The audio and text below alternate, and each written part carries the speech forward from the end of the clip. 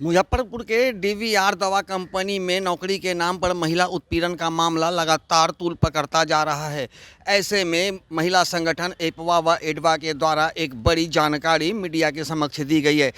पीड़ित कुछ युवतियों को सामने लाया गया है, जिसके बाद एडवा की जो महासचिव हैं मीना तिवारी, उन्होंने क्या कुछ कहा, उसके बाद जो इस पूरे मामले में जो पीड़ित युवतियां हैं वो अपना दर्द किस तरह से बयां कर रही हैं, आइए सुनाते हैं। तो इस तरीके से वहाँ कह लीजिए तो ऐसे लड़के लड़कियों को एक तरह से ये बंधक बनाते हैं और उसके बाद कहते हैं कि तुम और लड़के लड़कियों को लेकर के आओ।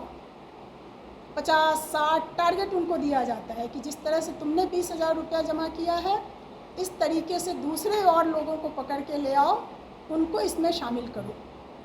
और लड़कियों को कहा जाता है कि तुम अपना जितना ज़्यादा फेक आईडी बना सकती हो, इंस्टा पर, फेसबुक पे, तमाम जगह पर अपना आईडी बनाओ और उसके ज़रिए बातचीत करो, उसके ज़रिए और लोगों को फंसा करके यहाँ पर लेकर आओ। ये काम जो लड़कियाँ नहीं करती हैं, उनके साथ मारपीट होती है, उनके साथ तमाम तरह के उत्पीड़न होते हैं और यौन उत्पीड़न तक की घटनाएं वहाँ पर होती रही।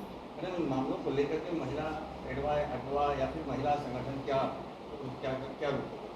एपवा ने तो सबसे पहले इस पूरे मामले की जांच की है और लड़कियां आज सामने हैं और हमारी पहली मांग है कि इस पूरे मामले की जांच के लिए तत्काल बिहार के स्तर पर बिहार सरकार को न्यायिक जांच करवानी चाहिए और एक एसआईटी बना करके इस पूरे मामले की जांच पड़ताल हो। और सबसे पहले जो मेन एक्यूज्ड है इस केस में, मनीष सिन्हा, जो डीवीआर का अपने को सीईओ कहता है, मालिक है, जो भी है, उसकी अब तक गिरफ्तारी नहीं हुई है। तमाम दबाव के बाद कुछ लोग गिरफ्तार हुए हैं, लेकिन जो मेन एक्यूज्ड है उसकी गिरफ्तारी अभी तक नहीं हुई है।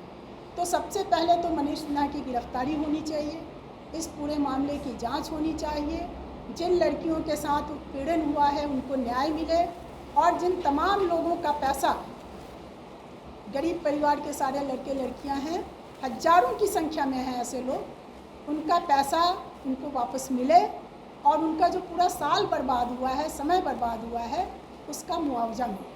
मैडम, आप वहाँ पे गई थी? मैं ग्रेजुएशन सेकेंड ईयर में पढ़ाई करती थी। उस टाइम मेरी फेसबुक आईडी पे मिस्टर तिलक प्रताप सिंह का रिक्वेस्ट आया था, उसको हम एक्सेप्ट किए। कुछ दिन तक मैसेज आया, मैसेज को हम इग्नोर करते रहे। फिर मैसेज को सीन किए तो उसमें नॉर्मली हाल चाल बात हुआ। फिर वो पूछे क्या करती हो, क्या नहीं करती हो, तो हम मतलब बताया कि पढ़ाई कर रहे हैं। उस टाइम हम कंपटीशन तैयारी भी कर रहे थे, हम सारी चीज़ बताएं। तो वो बोले कि यहाँ पे गर्ल्स के लिए बहुत ही अच्छा जॉब है, जो कि मेडिसिन लाइन का है, ये बताया गया था, और सेमी गवर्नमेंट है और रहने के लिए भी अच्छा खासा है, हॉस्टल मिलता है लेडीज़ के, गर्ल्स के लिए, और यहाँ पे सिक्योरिटी गार्ड वगैरह सब कुछ है। पार्ट टाइम में आप पढ़ भी सकती हैं, क्योंकि ऑफिस 5 से 6 घंटा ही चलता है और यहाँ मेस से खाना बन के आता है, तो पूरा टाइम बच जाएगा पढ़ने के लिए। और इसके लिए जब हम बोले कि ठीक है इसके लिए क्या, तो वो बोले कि इसके लिए 20,500 रुपया लगता है, जो कि 500 फॉर्म का लगता है और 20,000 मेस और हॉस्टल का लगता है। उसके बाद अक्टूबर में हम मुजफ्फरपुर गए, 20,000 रुपया लेकर, 20,500 रुपया लेके गए। वहाँ पे हम कैश जमा किए पैसा। उसके बाद वहाँ से शाम हुआ, मुझे रूम पर ले गया लोग, जहाँ कोई ये हॉस्टल नहीं था। वहाँ पे एक रूम था जहाँ लड़का लड़की सब लोग साथ में बैठना, खाना, उठना, हर एक चीज़ था उन लोगों को। वहाँ पे ले जाने के बाद रात हुआ, सब लोग सोया। मॉर्निंग में 2-3 दिन तक रुके, उसके बाद मुझे सेंटर ले गया लोग, बोला कि यहाँ ट्रेनिंग क्लास चलता है। वहाँ पे यही सिखाया जाता था कि फ्रॉडिंग कॉल कैसे करना है। उस ट्रेनिंग क्लास के तो मतलब जितना देर भी ट्रेनिंग क्लास चलता था, उसमें बस यही सिखाया जाता था कि अपना बात किसी से कैसे मनवाना है या उसको कैसे बुलाना है, फ्रॉडिंग कॉल कैसे करना है, फेसबुक आईडी से बुलाना है, यही सब सिखाया जाता था। 2 से ढाई मंथ हुआ, मेरा सैलरी नहीं आया, तो फिर हम सैलरी का मांग किए। तो कंपनी का जो मालिक है मनीष सिन्हा, वो डायरेक्टली आया तिलक सिंह के साथ और बैठ के यही बताया कि यहाँ 50 से 52 लोगों को बुलाओ, 50 से 52 लोगों को बुलाने के बाद तुम ऑफिस के शेयर होल्डर बन जाओगे, उसके बाद सैलरी तुम्हारा 50,000 मिलेगा। जब हम बोले कि हमें बुलाने नहीं आएगा, तो वो बोला कि ट्रेनिंग क्लास में तुम लोग क्या सीखे हो, वही तो सिखाया जाता है। उसके बाद वो लोग फ़ोन में जितना कॉन्टैक्ट नंबर था, सारे नंबर को वो लोग ले लिया और उसी में से लोगों को बुलवाने लगा लोग। फिर हम अपने भाई को बुलाएं और दोनों आदमी मिल के हम लोग ये काम करना स्टार्ट किया। और मुझे तब तक नहीं पता था कि ये फ्रॉडिंग कंपनी है, थोड़ा सा भी भनक नहीं लगता था, क्योंकि वहाँ पे जो भी रूम में लड़का लड़की रहता था कोई किसी से बात नहीं करने देता था। अगर फैमिली मेम्बर का भी कॉल आ रहा है तो आपको स्पीकर ऑन करके बात करना है, उन लोगों के सामने फ़ोन ले लेता था लोग। फिर उसके बाद हम काम करना स्टार्ट किए। उसी बीच उन लोगों का नॉर्मली सा बात था कि वो लोग रूम पे कोई भी मतलब रूम में डायरेक्टली घुस जाता था, गर्ल्स के भी रूम में कोई सोया है बैठा है किसी से कोई फ़र्क नहीं पड़ता था। उसके बाद तिलक प्रताप मेरे साथ 2 से 3 बार ज़बरदस्ती फिजिकल रिलेशनशिप में आया। जब ये कंप्लेन हम मनीष सिन्हा से किए, जो कंपनी के मालिक था, तो वो आया और डायरेक्टली आके मुझे मतलब बैठ के बाद 2-3 घंटा बात किया। उसके बाद बोला कि तुम लोग का कास्ट की है शादी, मतलब वो शादी का वहाँ पे झांसा दिया। उसके बाद वो तिलक को सपोर्ट किया, वहाँ मेरा बात वो इग्नोर किया और तिलक को सपोर्ट किया। ऐसे तिलक हमेशा आते गया रूम पे। और अगर बीच में ही वो मतलब फ़ोन नहीं करने पे उसको अप्रोचिंग वो लोग बोलता था, नहीं करने पे मारपीट होता था, जो कि मारपीट का वीडियो सब लोग देख रखा है। रूम बंद करके 5-6 लोग मिल के मारता था, उस पर कोई यति नहीं था। उसके बाद तिलक का ये पर डे का हो गया, रूम पे आना जाना एक दिन बीच करके हमेशा वो आता था। उस बीच हम 3 बार प्रेग्नेंट हो गए। उसके बाद वो मुझे खुद मेडिसिन ला के देता था, हॉस्पिटल वो नहीं ले गया, मुझे खुद मेडिसिन ला के देता था। किस तबके के लोग वहाँ पे आते थे? जैसे मैं वो कंपनी के जैसे मैं बोलता था लोग कि ये सीनियर पर्सन है, उस टाइप के वो लोग वहाँ पे आते थे, जो कि कानून लेकर सब चीज़ रुकता था लोग। मतलब उन लोगों का डर रहता था, जो भी रूम पे लोग रहता था उन लोग डरता था उन लोगों से, क्योंकि बहुत ही पावरफुल इंसान था वो लोग। मतलब क्या अफसर आते थे, नेता आते थे, किस तरह के लोग? नहीं, अफसर नेता के साथ उन लोगों का तो अक्सर फोटो रहता था और वो लोग फोटो ही दिखाता था और बोलता था लोग कि अगर कहीं से भी कोई कुछ कंप्लेन करेगा तो हम लोगों को कुछ नहीं होगा, हम लोग पावरफुल इंसान है। लोग इसलिए डरता था कि वो लोग साथ में गन लेके घूमता था लोग। अच्छा, आप लोग पैसा किससे उगाही करती थी? जैसे फेक कॉल करती थी या फ्रॉड कॉल करती थी, तो पैसा कैसे निकलवाती थी? जैसे मैं सर कांटेक्ट में जितना नंबर है सारे नंबर पे वो लोग कॉल करवाता था। अगर उसमें से कोई नहीं आया तो वो लोग फेसबुक आईडी से कॉल करवाएगा, इंस्टा से कॉल करवाएगा, या वो लोग किसी चीज़ से भी कॉल करवा कॉल करने के बाद आप क्या बोलती थी, कैसे पैसा देते? जैसे मुझे बुलाया गया, अच्छा, नौकरी के नाम? नौकरी के नाम पे ही वहाँ पे बुलाया जाता था। लेकिन वो तो दवा कंपनी थी। आपके माध्यम से कोई लड़की आई थी? जी, मेरे माध्यम से लड़का लड़की बहुत सारे लोग आए हुए हैं। अच्छा, आप लोग कहीं बाहर भी लेके जाते थे लोग? नहीं सर, वहाँ बाहर कोई नहीं जाता था। वो हाँ, यहाँ तक कि वहाँ रूम में भी जो लोग रहता था, रूम में एक रूम में 10 से 12 लड़कियाँ सोती थी, लेकिन एक दूसरे से कोई इतना डर रहता था कि कोई बात नहीं करती थी। अपने आप में कोई बात नहीं करती। और आप लोग को पर्सनल मोबाइल वगैरह था, कॉलिंग के कुछ? सबके पास मतलब अपने घर से सब लोग फ़ोन लेके गया था, लेकिन वहाँ क्या होता था कि फ़ोन जमा हो जाता था, यानी वो लोग फ़ोन ले लेता था। वो लोग कभी किसी को कोई कॉल करने ही नहीं दिया। कि जितने भी DVR में लड़कियां हैं, एक बार उन लोगों का कोई मेडिकल तो करवा के देखे, फिर पता चलेगा कि ये मेरा पर्सनल मैटर था, लव मैटर था या क्या चीज़ था। तो पुलिस दबा रही है? जी सर, ये बिल्कुल पुलिस दबा रही है, क्योंकि उसमें हम सारे चीज़ केस में लिखे हुए हैं और सारी चीज़ का हम प्रूफ भी दिए हुए हैं। ऐसा कुछ नहीं है कि मेरा लव अफेयर था, उससे मेरा कोई लव अफेयर नहीं था। मैं यही बोलूँगी कि जो भी DVR में लड़कियाँ है ना, जो DVR में कमा रही है 1 लाख 2 लाख रुपया कमा रही है, एक बार उन लोगों का कोई मेडिकल तो करवा के देखे, या DVR में जितने भी सीनियर घूम रहा है आजकल उन लोगों का कोई एक बार मेडिकल तो करवा के देखे। आपने बोला कि आपका 3 बार एबॉर्शन हुआ, राइट? तो पहली बार जब एबॉर्शन हुआ तब भी आप पुलिस का शरण ले सकते? नहीं सर, मैं पुलिस से इसलिए नहीं ली कि वो लोग रूम से बाहर तक नहीं निकलने देता था। वहाँ पे डर इतना रहता था कि रूम से कोई बाहर नहीं निकल सकता था।